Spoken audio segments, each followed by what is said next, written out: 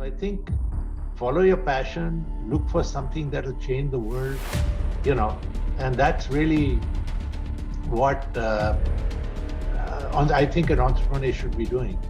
I was asked some years ago on my 60th birthday, one of the questions I was asked was that knowing all you know in the last 60 years, if you had to go back and change something, what would you change? Yes. And the only thing I could think of is that I would have liked my parents to be alive. If I could change something, that's what I would change.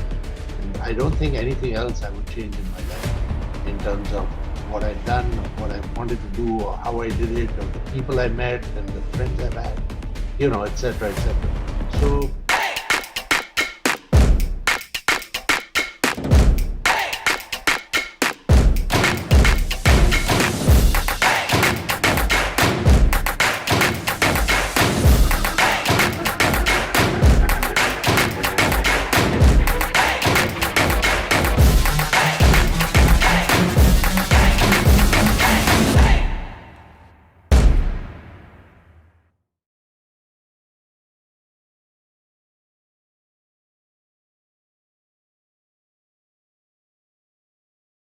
When you talk to people what it takes to be an entrepreneur, most people will say you need to be a risk taker. When you talk to people what it means to be a risk taker, most people will begin describing daredevils and gamblers. In both cases, these answers are at best incomplete, if not totally incorrect. Entrepreneurs make decisions just like stock investors. The only difference is entrepreneurs invest in their own businesses while stock investors invest in other people companies. There are a number of risks and rewards to consider before becoming a full-time entrepreneur. Knowing what is important for you will help you choose the right time to make the leap. Becoming an entrepreneur requires thought, planning, and persistence. So that's why we came today with this very interesting podcast. Hello and welcome to the Honest Talk by Freak Folks. I'm Harsh Pandey. For this particular session, we have with us very special guest today, joining us all the way from California, Mr. Arjun Malhotra, sir. He served as the chairman of Headstrong's board of directors before its acquisition by Genpact in May 2011. Prior to Headstrong, he was the chief executive officer and chairman of TechSpan, which merged with the Headstrong in October 2003. A pioneer of the Indian IT industry, Mr. Malhotra founded TechSpan in 1998 with fundings from Goldman Sachs and Walden International. The merger of TechSpan with Headstrong has built an end-to-end service organization. Mr. Malhotra led the seamless integration across businesses and cultures, resulting in Headstrong recognition as one of the fastest growing IT-based financial services company. Mr. Malhotra has a long string of entrepreneurial success. He co-founded the HCL Group in 1975, taking it from a 6-person garage operation to its India's one of the largest information technology corporation. The first leading Indian entrepreneurs to relocate to USA, Mr. Malhotra took over HCL's US operation in 1989 and grew it to nearly $100 million annual revenue. In 1992, he ran the HCL-HP joint venture in India, and 1996 he set up and ran the joint venture with Deluxe Corporation. He consolidated and grew HCL operations in Hong Kong, Australia, and New Zealand. Mr. Malhotra studied in the Doon School, Dehradun, and the Indian Institute of Technology, Kharagpur, with BTech's honors in Electronics and Electrical Communication Engineering, and received Dr. B.C. Rai Gold Medal in 1985. He attended the Advanced Management Program, the Harvard Business School. Mr. Malhotra is a member of the Board of Governors, IIT Kharagpur Foundation, and the member of Board of Governors of the Indian School of Business, Hyderabad. He founded the Professor G.S. Sanyal School of Telecommunication and Aman Farooqi Center of Innovation at IIT Kharagpur. Through her personal endowment, in recognition of his outstanding contribution and services to the Institute, Mr. Malhotra was declared Life Fellow of IIT Kharagpur in February 2003 and has been awarded Doctor of Science in September 2012. And ladies and gentlemen, let me tell you, his profile has so many things, so many glories, which I won't be able to explain in the next few minutes, but I'm pretty sure in this conversation, we are going to learn a lot from him. So first of all, sir, I welcome you to in this session. Thank you so much for joining and agreeing to share your thoughts with us. Thank you. Thank you very much. Thank you, sir. So moving to the topic of today's session, which we have chosen is the risk and rewards of being an entrepreneur. Building your own business can be very exciting and highly enjoyable process as you get to apply your skills and abilities to solve problems, make fascinating breakthroughs, and meet interesting people. Your work is dynamic as the company constantly needs to adopt as it growing, so you never get bored. There's one better feeling than creating something out of nothing, and you get to work with peoples who are not only your customers, suppliers, but also your friends. So my very first request to you is please discuss some of your personal life experiences on the risk and rewards of being an entrepreneur. I think you are the best person who can actually explain this to us. Yes, so it's, to be an entrepreneur, I think one of the things that you sort of missed out when you talked about risk and reward is that you've got to be passionate about it. You've got to have a passion to do what you want to do. And, ultimately, you want to change the world in some way, in whatever little way, but in some way you want to change the world, and that's really what I think makes an entrepreneur. A lot of people ask me the question is, when I become an entrepreneur to make money? And to me, that's the last thing that you should do. Money will follow success. If you can become successful in whatever you're doing, then, wealth will follow automatically.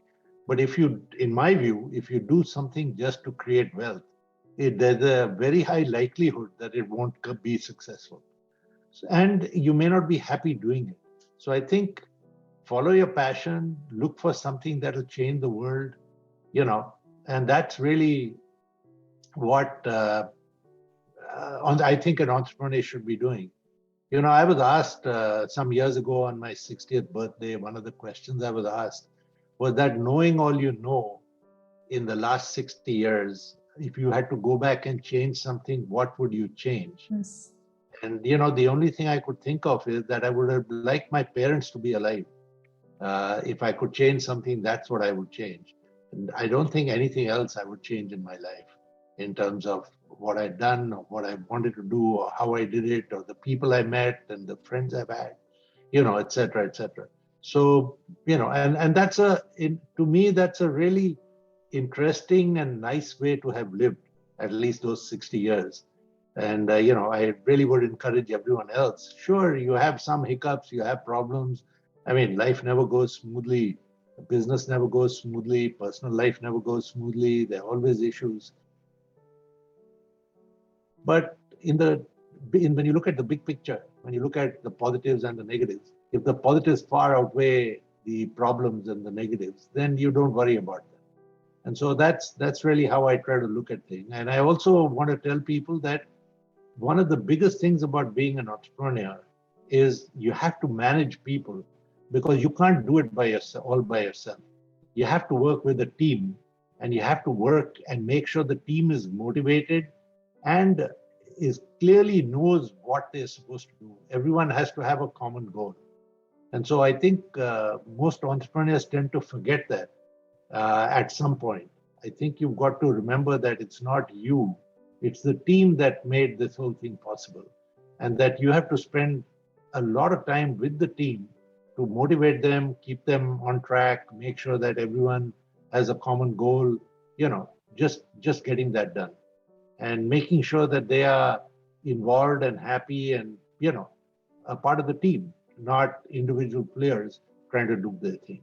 So I think when you look at it, sure, there are risks. You're going to have times when markets change, customers drop off, you get a recession. There are lots of things that can happen. The pandemic is a good example. Yes. But you have to adapt. And one of the things that entrepreneurs do very well is that they manage change and they manage to adapt themselves to that change, a changing environment successfully. That's really what makes a successful entrepreneur. And the example you gave about people who buy stocks in the stock exchange, yes, you buy that, but there's no passion with your actions. Whereas when you're an entrepreneur, you're passionate about what you do. Exactly. And you could be an entrepreneur in an NGO if you're passionate about what you do. Ultimately, it's being happy and successful and achieving something. That's really what makes an entrepreneur. I hope that helps. Yes, indeed, sir. I think this was really a very meaningful answer from your side. So my next question to you is, it's the destiny of our future graduates to tackle some of the society's most urgent and pressing challenges. Entrepreneurs have the power to save the world by developing versatile skill sets and profitable business that are crucial to the progress of our economies. But just one, how does one learn to be successful entrepreneur? How do we inspire our young people to go out there and keep learning so they can make their mark on the world? Do we need to dedicate more resource to the formation of entrepreneurial environment within higher education, environment that foster progressive ideas and innovation and equip students with the practical knowledge and skills they need to navigate the choppy water of business ownership? So, that's a fairly difficult question because not everyone can become an entrepreneur or should become an entrepreneur. Right. There are lots of people are needed to do a lot of other things, right? But I think everyone should have an entrepreneurial mindset.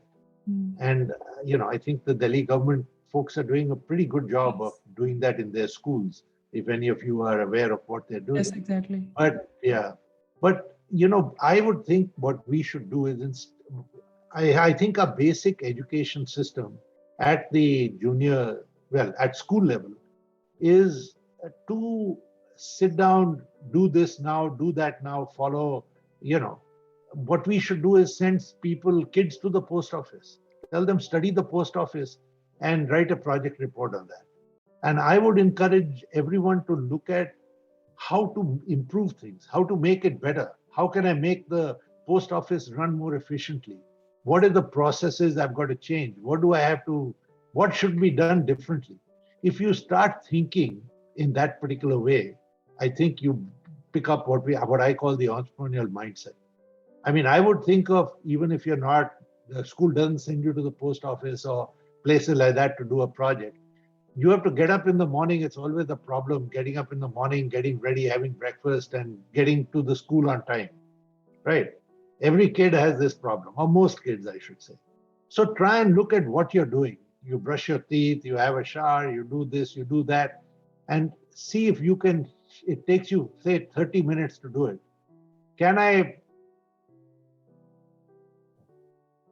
shorten that time to 25 minutes? Do I follow the right sequence? What am I doing that I can do quicker? Or can I do some things at the same time so that I don't have to do them in sequence? And once you're at 25 minutes, can I get it to 22 minutes?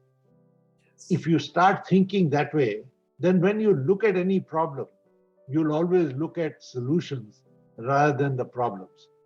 You'll always think of, how can I make it better? How can I improve it? How can I solve this? And as you go through life, you will come across multiple areas where things are being done inefficiently, where there could be an opportunity to make that work much better through some technology or whatever. Uh, and that is what makes you an entrepreneur, because then you get passionate about making that change or improving someone's quality of life by doing something like that. And that then motivates you to take that step to become an entrepreneur.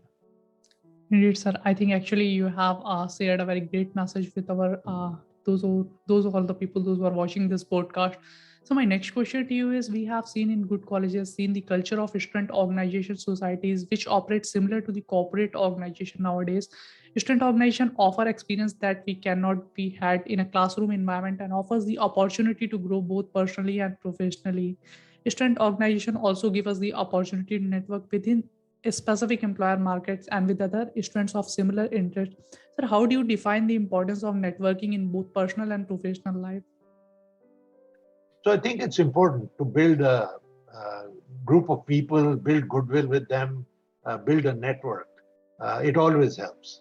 In fact, when you first start as an entrepreneur, you really lean on your network to get you your first orders or get you your proof of concepts or whatever you need for your startup. I think you talked about student organizations. I think those are important because two things. I mean, when I look at IIT, I think the most important thing I learned at IIT was how to survive in an environment where nearly everyone is smarter than you know. And when you go out in the world, that's the kind of environment you have. So you have to decide what it takes for you to survive and do well in that environment. And of course, according to me, that old, what they call Einstein's formula of success, that 99% perspiration, 1% inspiration. I Yes. think people forget that the 99% perspiration has to go in. So there's no substitute for hard work. We all look at these stories about someone who got this great idea and then became a billionaire or whatever. But we tend to forget the work that they would have put in to get to that point. So there is a lot of hard work in no matter what you do. And the minute you shy away from hard work, you're not going to be able to be an entrepreneur. So that's my take on that. And the other thing you get to learn in student society, student organizations in colleges is how to work with people Yes. in a group. How to work with peers and how to get your viewpoint across, how difficult it is and what you've got to do to get it across without getting people upset, because Right. a lot of those students are your friends Exactly. and you can't have them not talking to you or not sharing notes, all that stuff. But you still want them to sort of accept or understand your point of view and where you're coming from. And those, you learn that the mechanics of how that works, what doesn't work, from something like that. And the other thing I'd like to tell people is, try and learn from everyone you see. Don't try and copy people. You are the best individual as yourself, but try and learn from people who you think are successful or have some attribute that you feel you would like to have. And so what I used to tell our people to do in office is every month they had to put a little post-it on their cube saying the one thing I'm going to do this month to improve myself. And I would do it too. And anyone in the office can criticize you if you weren't doing it Hmm. after you said you were going to do it. So it could be a simple thing like I'll attend meetings on time, I'll submit my homework or my sessionals on time, or whatever. And every month, if you change it, you'll find that you as a person improve yourself. Uh, by just setting a simple target for yourself every month. And then hopefully you retain that improvement, not that you retro on it regress on it, sorry, Indeed. after you finish the month. And so, there's simple things that we have to do to constantly keep improving. And I think the other thing, if you want to be successful, is you keep yourself updated all the time. So it is continuous education, especially in the area I'm in. If you go into IT, things change every day. Technologies are coming at a rapid pace. Right. And unless you want to become irrelevant, you have to keep reading and you have to commit that 10%, 15% of my time. I will read to catch up on what's going on. I still find myself falling behind with all the new technologies that are coming and the new jargon that's coming. And so I now try and concentrate on just a few areas. Um, you can't keep up with every area, even in the IT industry. But yeah, that's what you've got to do. And it's probably true in most industries Hmm.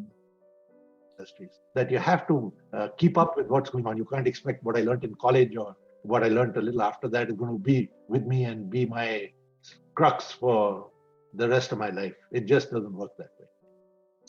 Indeed, sir. Actually, you have made some of the great points, and you have mentioned that technology has actually getting advanced by the minutes, and we need to continuously need to update ourselves. So my next question to you is actually I do follow you, and what I have seen is that you are a kind of a disciplined person, because whenever I write to you, I get instant reply in around 2 to 4 hours. I usually get, and whenever I see that I have taken around 200 podcasts and I see very few people join the podcast within 5 minutes before or something. Mostly people join late. So sir, what do you think, what are the kind of skills needed today's young entrepreneurs, and those of them actually they are missing it?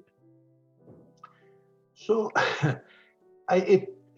this came out of, when we started HCL, communications were very poor in India. Phones didn't work, they weren't available at most places and stuff. And we had people in the field all over the place. At one time we had some uh, 2,000 people at multiple locations. We had to maintain machines even at remote locations. And so one of the things I learned was that when I got a communication, I needed to respond back immediately, even if it said, hey, I've got your message, give me a little time and I'll give you an answer. Otherwise, people think that they write to head office and nothing happens. It goes uh, into cyberspace, so to say, and the head office doesn't care. And so I just wanted to make sure that people realize that, and I try to tell people at head office also, that their salaries were being paid by people who are out in the field doing the work and getting the business. They were really an overhead. So I would tell people, if someone called you later on, when phones became a lot more available and easier to use, I would say the first thing you do when someone calls you from the field, if you're in head office, is you pick up the phone and say, yes, what can I do for you? Because that's your job. Your job is not to tell people what to do, but to help them do whatever they're supposed to be doing, right? And so that became a kind of a habit. And because I would respond immediately, obviously the expectation was that the person in the field would have to get back immediately also if I asked a question. And that became part of the culture that we had. And so even today, I try to clear my inbox every day. Indeed. You know, even if it's just to say I received your message and stuff like that. So unless I'm traveling, I do look at my email, and that's why I stay off. Facebook and a lot of the social media, because you can't keep up with everything. And so I try to stick with my email because that's what I grew up with, uh, and try and make sure that if you email me, I will respond to you pretty quickly. You send me a LinkedIn message, or you send me a Facebook, or you send me a WhatsApp, I take a little time. I look at my WhatsApp once a day, for example, sometimes more often. But yeah, and I find when I come to India, people expect an immediate reply on WhatsApp. So I might have to change that way of working and thinking. But as of now, and that's why you tend to see. And I also, uh, let's put it this way: if I respect your time, then you will respect my time. So if I've given you a commitment that I will come on to call with you at 9 o'clock, I'm there at 9 o'clock, maybe a minute earlier, 2 minutes, maybe 5 minutes earlier. It's not all, doesn't always happen. Sometimes you get stuck, or there's some problem, or your link doesn't work, or whatever. So you get late, and you then need to apologize, because whoever is there, you're getting, their time is precious. You may not think so, but they think so. And so you do need to apologize if you're late. I find that sometimes when I get called to parties in Delhi, if I get in on time, even the host and hostess are not ready. So, it is a little different when I'm in Delhi, in terms of when you get called to a dinner or something. But other than that, I try to be on time on whatever I do. And I think part of that is my dad was in the army. And so it was a discipline that he Right. sort of inculcated, I guess. Um, and that stayed with me. And I'm happy that I try and be on time if I can. No, indeed, sir. I think this is something which I have learned and I used to follow you. So it really helped me also. And so my next question to you is what we have seen is the business world has changed dramatically over the last few decades. And now we now live in an environment and in a connected society where change can be fast paced, constant, and unpredictable. Rapid advance in technology have created an environment where the internet, smartphones, and social media are ubiquitous, and this 2008 global financial crisis and this 2020 pandemic has increased the sense of turbulence, danger, and unpredictability in these certain areas. So, in your opinion, what are the critical skills required to excel in this fast-paced changing world? Well, I think most of them is just keeping up with technology and keeping up. So there are actually three generations. There's my generation, who are called baby boomers. Uh, then there's the millennials, who are born in the mid 80s. Uh, and then you have the the Z generation, as they call them now, who are and each of them, when you have to market to them, for each of them, you got to market a little differently. The technologies you use, the way you address them is different. And I think we've got to learn that. So if you're saying, hey, how do I keep up with what's going on? I mean, you just have to adapt. Like I said, I was an email person only. And because I travel to India quite often, I suddenly realized that I have to be regular on my WhatsApp. Otherwise, a lot of people get upset because that's the platform they're using to communicate and do business. And if I'm not looking at it, then I am isolated. I'm not a part of that system at all. And, so I have no choice. I have to adjust. I have to adapt. I have to make that a part of my looking at it more often kind of thing. And that's the way it is. I still, how do I put it? I still don't think, the people on motorcycles in Delhi who are answering a phone while they are on their motorcycle, or in their car. I think that's a little crazy because the technology is available that allow you to do it without using your hands. You can do it hands-free. And I'm surprised people don't, do that. But, I think it'll change. I think ultimately, and everyone is so used to being completely connected. I'm not sure that's a great idea too, that, you're in a concert and you don't put off your phone. I think some of that is just not, you're not, it's not a good, you're not giving respect to the artist, you're not giving respect to the rest of the audience. And if it's that important, don't come for the concert. If you've got to handle your phone, or put it on silent and have a look at it and see what it is. And I find people don't do that for some reason. And I think it's disrespectful. Indeed, sir. I think these all are very meaningful words and meaningful answer from your side. And I think we need to actually learn these kind of things. Sir, my next question to you is, or rather, I can say, sir, there is a lot more to learn from you, but today I don't want to take too much of your time. So moving to my last question of this session, sir, what do you think, what is the reason where most of these startups fail? Not all startups will be successful, but just a couple of things. One is that you've got to have a passion for what you're doing. The second is you've got to make sure that you get a good team to work with you. And I always tell people, try and recruit people who are smarter than you. And, they are always there. And if you do recruit them, please listen to them. Don't think you know everything. And, finally, try and get to a marketplace that's large. Because your idea when you start up may not pan out as you go further into the process or further into the program or further into whatever you're doing. And then if you're in a large marketplace, you can maneuver yourself to do something else that is close to what you were doing earlier, instead of doing just a niche thing where if it doesn't work out, you have no options left. Right. So I would say if you keep those in mind and follow your passion, don't look at it because, hey, I think I'll become rich if I do this. That's not, most of them in my view will be unsuccessful. So I think those are the few things that I would tell people, that if you, obviously you've got to get a good idea, you've got to do your market research. I'm leaving out the obvious things that you have to do. Exactly. But I think having a good team, smart people, listening to them, and working in an area which has a large market. So if you go wrong in what you originally thought, you have space to maneuver from a market point of view to do something else. And, try and, don't let your ego get in the way. I think that becomes a big problem for a lot of people, is that when you're in a startup, you've got to accept you took the wrong decision and change immediately.